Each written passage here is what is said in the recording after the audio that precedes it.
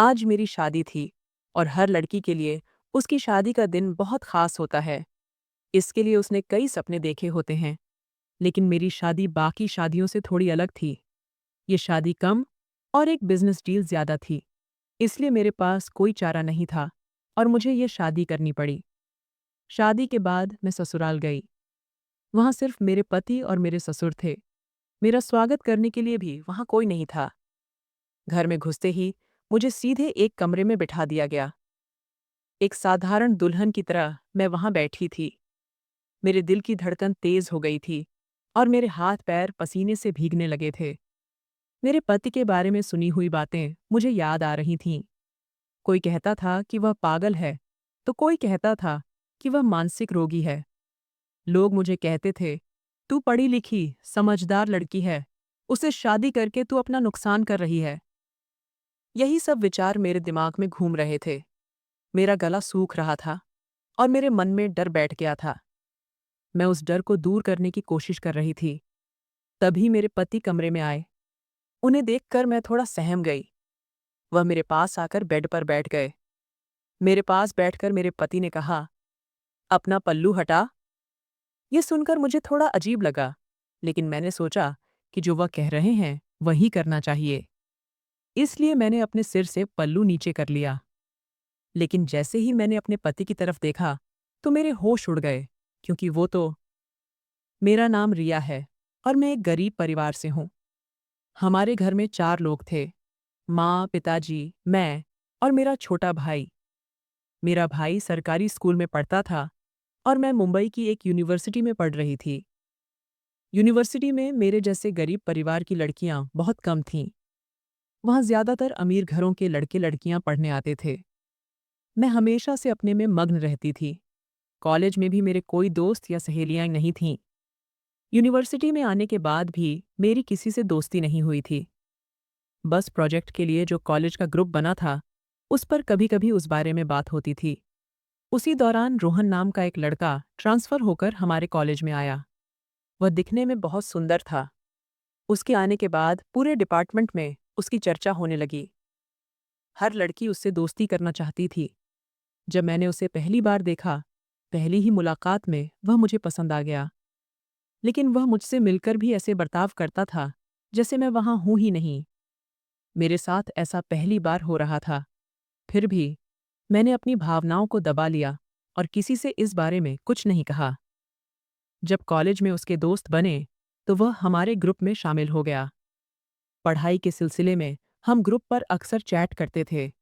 इस दौरान वह कभी-कभी मेरी पढ़ाई में और प्रोजेक्ट बनाने में मेरी मदद करता था।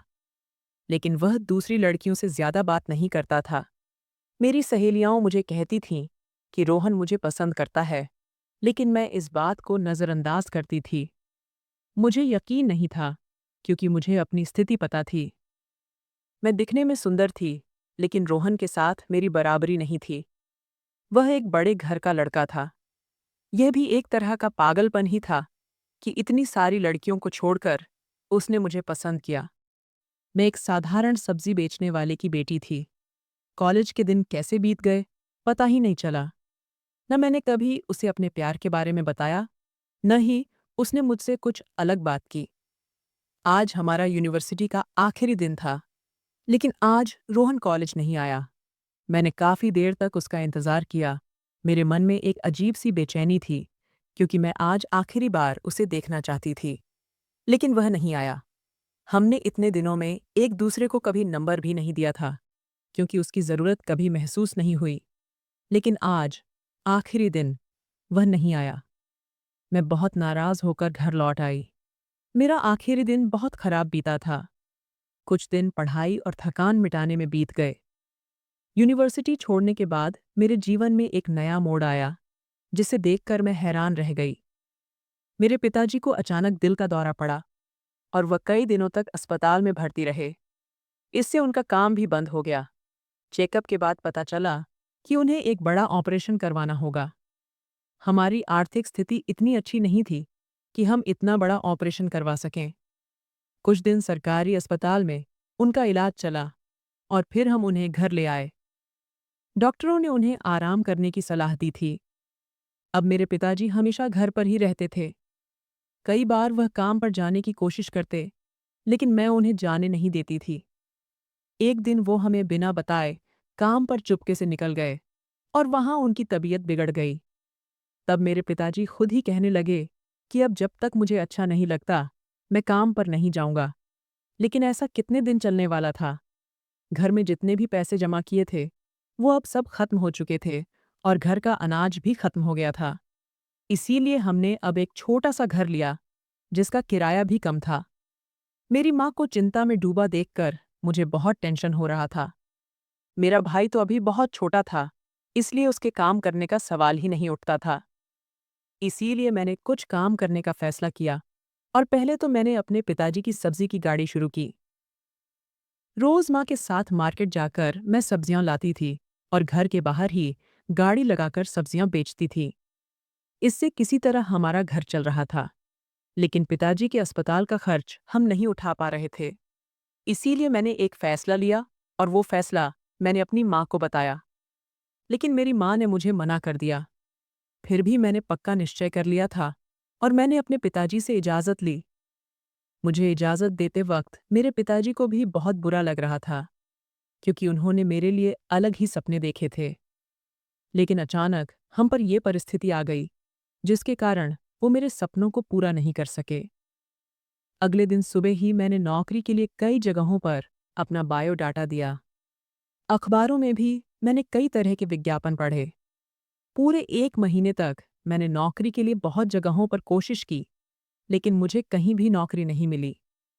मैं इंटरव्यू के लिए जाती थी, लेकिन वहां पहले से ही किसी का सिलेक्शन हो चुका होता था। कुछ दिनों बाद एक जगह मुझे नौकरी मिल गई। वेतन ज्यादा तो नहीं था, लेकिन काम अच्छा था। मैंने बहुत खुशी के साथ उस नौकरी के लिए हाँ कर दी। नौकरी शुरू किए मुझे कुछ ही दिन हुए थे कि मेरे बॉस ने मुझे उनके केबिन में बुलाया और मुझसे कहा, रिया, तुम जितने अच्छे तरीके से काम करती हो, उसके बदले में तुम्हें कम वेतन मिलता है। ऐसा तुम्हें नहीं लगता? मेरे बॉस के इस सवाल से मैं थोड़ा घबरा गई और मुझे समझ नहीं आया कि उन्हें क्या जवाब दूं। फिर मैंने बड़ी हिम्मत के साथ उन्हें हाँ कहा। वो मुझे एकटक देखने लगे।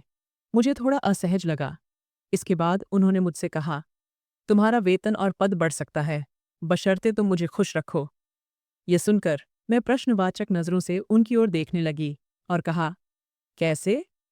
तब वो हंसते हुए बोले, रिया, तुम इतनी समझदार हो कि मुझे क्या कहना है, बस तुम मुझे खुश रखो। यह सुनकर मेरा खून खौल उठा और मुझे बहुत गुस्सा आया। मैंने गुस्से में ही उनसे कहा, तुम जैसे नालायक लोगों की वजह से ही लड़कियां घर से बाहर निकलने से डरती हैं। मुझे तुम्हारी नौकरी नहीं चाहिए और न ही तुम्हारा वेतन। इतना कहकर मैं केबिन से बाहर निकल आई। वो पीछे से मुझे आवाज देते रहे। मेरी आंखों से आंसू बहने लगे और मैं खुद को बहुत कमजोर समझने लगी। मुझे लगने लगा कि इस दुनिया में जरूरतमंद लोगों के लिए कोई मदद नहीं है। काफी देर तक मैं सड़क पर चलती रही। फिर मैं घर जाने के लिए निकली। घर पहुंचते ही माँ ने मेरा उदास चेहरा देखकर मुझसे पूछा कि क्या हुआ, तू नाराज क्यों है? माँ के पूछते ही मैं फूट फूट कर रोने लगी और माँ को सब कुछ सच सच बता दिया। ये सुनकर माँ ने मुझे गले से लगाया और मेरा ढांढस बंधाया। माँ ने कहा, बेटा, अगर तू घर से बाहर निकली है, तो तुझे ऐसे कई लोगों और मुश्किलों का सामना करना पड़ेगा। ऐसे कई लोग तुझे रास्ते में अड़चन पैदा करेंगे, लेकिन तुझे मजबूती से खड़ा रहना है। तू बिल्कुल डरना मत। माँ ने मुझे बहुत समझाने की कोशिश की, लेकिन मैं बहुत नाराज थी। अगले दिन मैं फिर से नई जगह नौकरी की तलाश में निकली और जल्द ही मेरी किस्मत ने मेरा साथ दिया। मुझे एक कंपनी में नौकरी मिल गई। ये नौकरी पहले वाली नौकरी से कहीं बेहतर थी और यहाँ मुझे वेतन भी ज्यादा था। साथ ही इस कंपनी में पिक एंड ड्रॉप की सुविधा भी थी। अब मेरा काम आसान हो गया था। यहाँ काम करते करते मुझे 4 महीने बीत गए। यहाँ का माहौल भी अच्छा था। मैंने अब तक सिर्फ कंपनी के मालिक को ही देखा था, लेकिन कंपनी में उनके बेटे के बारे में काफी चर्चा थी। कोई उसे पागल कहता था तो कोई साइको, लेकिन मैंने आज तक उसे देखा नहीं था। शायद वो यहाँ आता ही नहीं था। मैं भी यहाँ सिर्फ अपने काम से काम रखती थी। एक दिन मालिक ने एक मीटिंग रखी और उनके द्वारा एक अजीब सा प्रस्ताव रखा गया। कंपनी का मालिक बोला, जो लड़की मेरे बेटे से शादी करने के लिए तैयार होगी और उसके साथ 2 दिन बिताएगी, उसे मैं बहुत बड़ी रकम दूंगा। मुझे मालिक की यह बात पसंद नहीं आई। भगवान जाने उनके बेटे में क्या कमी थी, लेकिन इसके बाद कई बार यह सुना गया कि कोई भी लड़की मालिक के बेटे से शादी करने को तैयार नहीं थी। फिर भी मेरे दिमाग में बार बार यह विचार आने लगा कि अगर मैं ही मालिक के बेटे से शादी कर लूं, तो मुझे बदले में बहुत सारे पैसे मिलेंगे और मैं अपने पिताजी का इलाज करवा सकूंगी। मेरे पिताजी ठीक होने के बाद फिर से हमारे सारे प्रॉब्लम्स हल हो जाएंगे, मुझे ऐसा लगने लगा। और यह तो नकली शादी थी, मुझे कहाँ उसके साथ पूरी जिंदगी बितानी थी, लेकिन मेरा मन मान नहीं रहा था। फिर भी मैंने यह करने का फैसला किया और मैंने अपने मालिक को हाँ कह दिया। मेरी हाँ सुनकर मालिक बहुत खुश हुए और छुट्टी का दिन देखकर हमारी शादी तय की गई। मैंने घर जाकर यह बात अपनी माँ को बताई तो उन्हें बहुत आश्चर्य हुआ और वो मुझसे नाराज हो गईं। मेरे पिताजी भी मुझसे नाराज थे, लेकिन मैंने फैसला कर लिया था। शादी करने के पीछे मेरा एकमात्र मकसद था कि मुझे अपने पिताजी के इलाज के लिए पैसे चाहिए थे। इसके अलावा मुझे कोई दूसरा रास्ता भी नहीं दिख रहा था। 2-3 दिन तक मेरे माँ पिताजी मुझसे नाराज रहे। फिर वो मुझे प्यार से समझाने लगे, लेकिन अब मैं समझने की स्थिति में नहीं थी। इसलिए मैंने उनकी बात नहीं मानी और रविवार को देखकर हमारी शादी कर दी गई। मैंने अब तक अपने पति का चेहरा भी नहीं देखा था, लेकिन उसका नाम सुनकर मुझे आश्चर्य हुआ, क्योंकि उसका नाम रोहन था। लेकिन इस दुनिया में रोहन नाम का कोई एक ही इंसान तो नहीं हो सकता ना। ऐसा सोचकर मैंने मन को तसल्ली दी और भगवान जाने ये कौन सा पागल और साइको लड़का था। मैं शादी करके अपने ससुराल पहुंची और जब कमरे में मैंने अपने पति को देखा तो मैं हैरान रह गई। वो बहुत प्यार से और एकटक मेरी ओर देख रहा था। मैं शर्मा कर नीचे देखने लगी और उससे पूछा, तुझे क्या हुआ है? तू ऐसा पागल की तरह क्यों बर्ताव कर रहा है? तेरे बारे में सब लोग ऐसा क्यों कहते हैं? मेरी बात सुनकर रोहन मुझसे बोला, मैं नासिक से मुंबई यूनिवर्सिटी पढ़ने के लिए आया था। वहां मुझे तू मिली। तू एक जगह बैठकर अपने नोट्स तैयार कर रही थी। तूने बाकी लड़कियों की तरह चेहरे पर मेकअप भी नहीं किया था, फिर भी बहुत सुंदर लग रही थी और सबसे अलग दिख रही थी। तब मैं तुझे देखता ही रह गया। ऐसा नहीं था कि मेरी जिंदगी में पहले लड़कियां नहीं थीं, लेकिन वो सिर्फ टाइम पास के लिए थीं। लेकिन तुझे देखकर मुझे तुझसे प्यार हो गया था और तभी मैंने फैसला कर लिया था कि मुझे तुझसे ही शादी करनी है। तुझे देखना, तुझसे बातें करना मुझे अच्छा लगने लगा था और उसी दौरान मेरे पिताजी मुझे शादी के लिए जोर देने लगे। इसीलिए ही उन्होंने मुझे मुंबई से बुला लिया था। मैंने उन्हें तेरे बारे में बताया, लेकिन तू गरीब परिवार से थी, इसलिए उन्होंने मुझे मना कर दिया और मैं तुझसे मिल भी नहीं सका। मेरे पिताजी को मेरे लिए सिर्फ उनके बराबरी का रिश्ता चाहिए था, क्योंकि वो अपना बिजनेस बढ़ाना चाहते थे।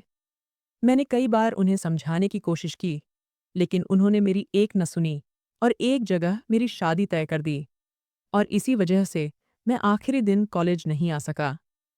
मुझे यह बात अच्छी तरह पता थी कि तू भी मुझे पसंद करती थी, लेकिन आखिरी दिन मैं तेरा उम्मीद तोड़ना नहीं चाहता था और इसीलिए भी मैं कॉलेज नहीं आया।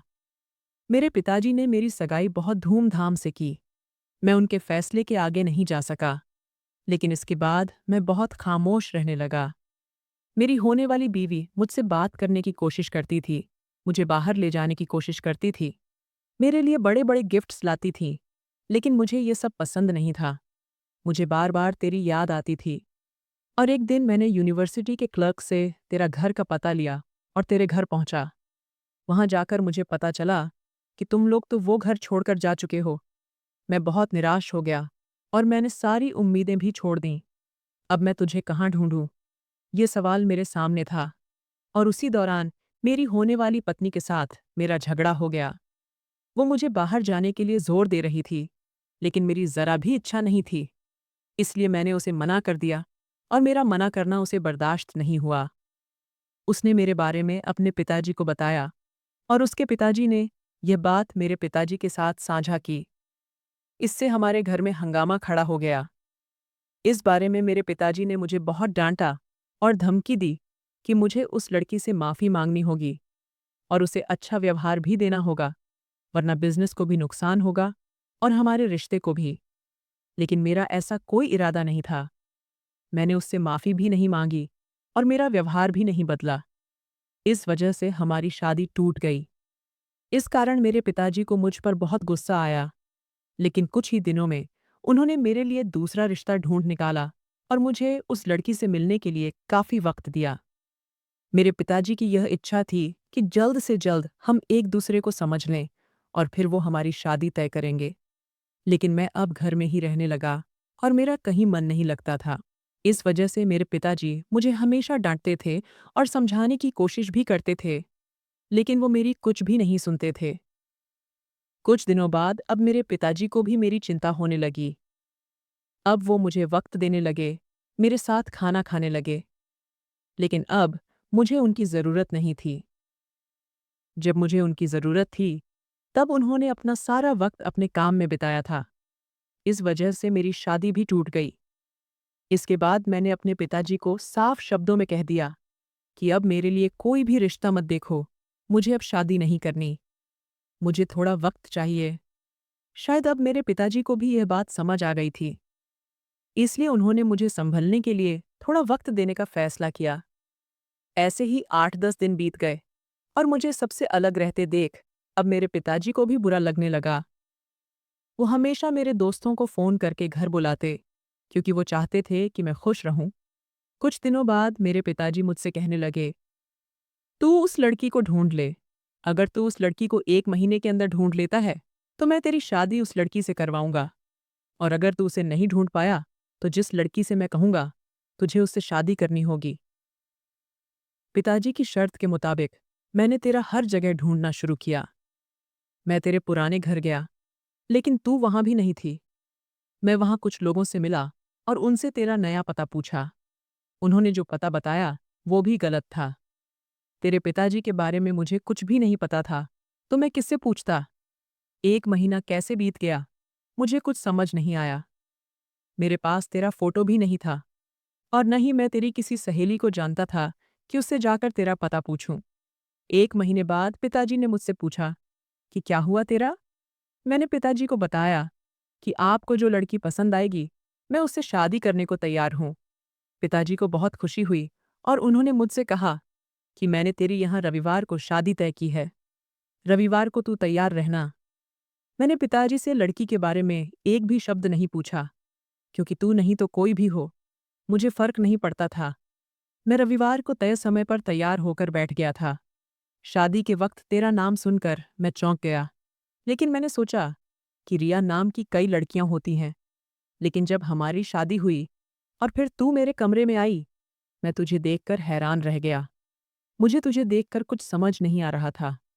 मैंने सोचा कि भगवान ने ही हमें एक दूसरे के लिए बनाया है, इसलिए आज हम दोनों एक साथ हैं। रोहन ने मेरा हाथ अपने हाथ में लिया और मैंने भी उसके हाथ पर अपना हाथ रखा। अगले दिन सुबह हम दोनों खुशी-खुशी कमरे से बाहर निकले। रोहन के पिताजी ने हमें देखा और उन्हें धक्का सा लगा कि हम दोनों इतने खुश कैसे कमरे से बाहर आए। उन्होंने हमें अपने पास बुलाया और दोनों को गले लगाया। उनकी आंखों में आंसू आ गए, क्योंकि उन्हें भी रोहन की ऐसी हालत देखकर अच्छा नहीं लगता था और अब उसे खुश देखकर उन्हें अच्छा लग रहा था। हम सब मिलकर नाश्ता करने लगे। रोहन नाश्ते के दौरान हर वक्त मुझसे पूछताछ कर रहा था। रोहन के पिताजी को रोहन को ऐसा देखकर आश्चर्य हो रहा था। सिर्फ रोहन और मुझे ही पता था कि हम दोनों एक दूसरे को पहले से जानते हैं। उन्होंने अपने पिताजी को कुछ नहीं बताया। हम दोनों ने तय किया था कि अब यह बात किसी को नहीं बतानी कि हम दोनों एक दूसरे को पहले से जानते थे। रोहन के पिताजी हमें दोनों को देखकर बहुत खुश थे। अचानक रोहन अपने पिताजी से बोला, मैं आपका बहुत बहुत शुक्रिया अदा करता हूँ, क्योंकि आपने मेरी शादी रिया जैसी अच्छी लड़की से करवाई। उससे बेहतर लड़की मुझे मिल ही नहीं सकती थी। रोहन उठकर खड़ा हुआ और अपने पिताजी को गले लगाया। उनके पिताजी की आंखों से खुशी के आंसू बह रहे थे। धीरे धीरे हमारी शादी को 1 महीना पूरा हो गया। मुझे अचानक रोहन की माँ की याद आने लगी। मैंने रोहन से पूछा, तेरी माँ कहाँ है? मैंने कभी उनके बारे में नहीं सुना और न ही इस घर में उनकी कोई तस्वीर है। तेरे बचपन की तस्वीरें और तेरे पिताजी की तस्वीरें पूरे घर में लगी हैं, लेकिन तेरी माँ की एक भी तस्वीर नहीं है।